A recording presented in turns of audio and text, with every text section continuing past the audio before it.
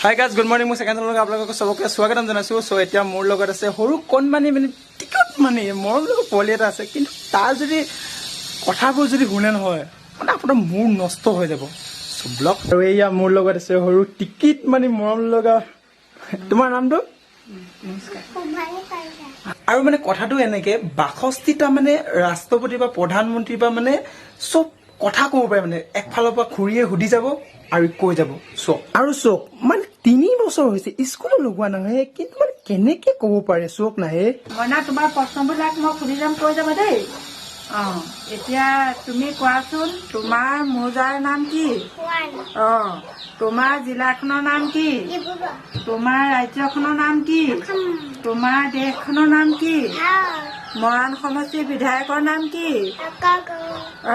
ডিব্ৰুগড় জিলাৰ সাংসদজনৰ নাম কি? অসমৰ মুখ্যমন্ত্ৰীজনৰ নাম কি? ডাঙৰকে ক'বা। অসমৰ শিক্ষামন্ত্ৰীজনৰ নাম কি? অসমৰ বিত্তমন্ত্ৰীগৰাকীৰ নাম কি?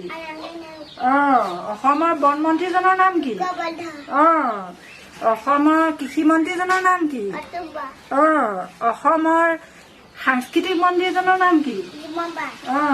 ভাৰতৰ প্ৰধানমন্ত্ৰীজনৰ নাম কি? ভাৰতৰ ৰাষ্ট্ৰপতিৰ নাম কি?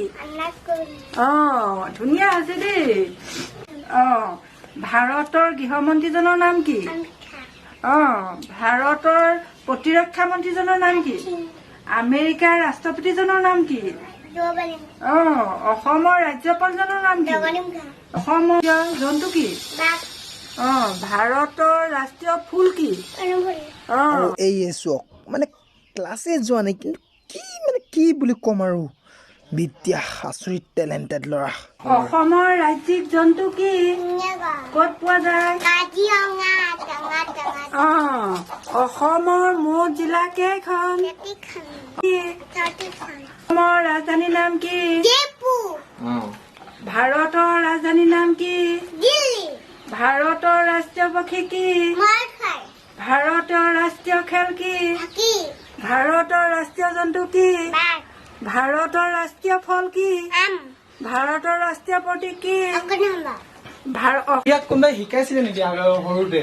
এতিয়াতো স্কুল যোৱাই নাই, ইমান খিনি কোনে শিকাইছিলে? এইখিনি আমাৰ ঘৰত ডিছকাছ হৈ থাকে, এনে যিকোনো কথা আলোচনা, সি ডাঙৰৰ প্ৰতিটো কথাতে ভাগ লয়।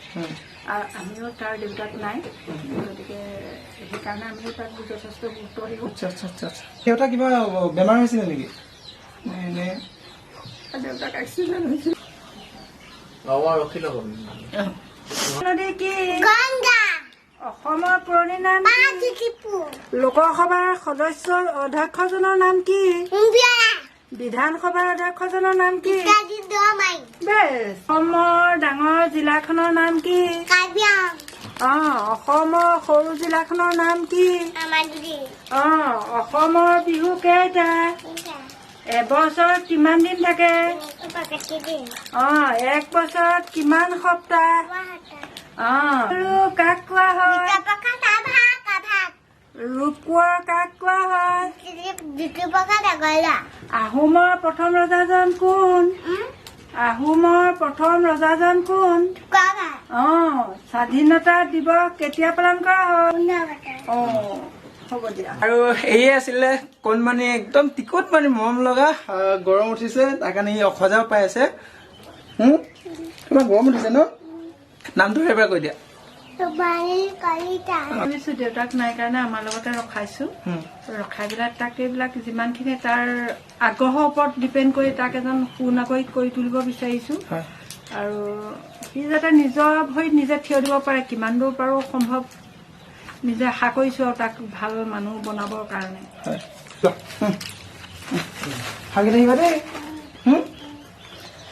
চক আৰু বহুত কুৱেশ্যন আছিলে, গোটেই কুৱেশ্যন সুধিলেতো বহুত দীঘল হৈ যাব। বাই বাই, যাওঁগে দেই, থাকিবা দেই। ঠিক আছে দিয়া, বাই বাই।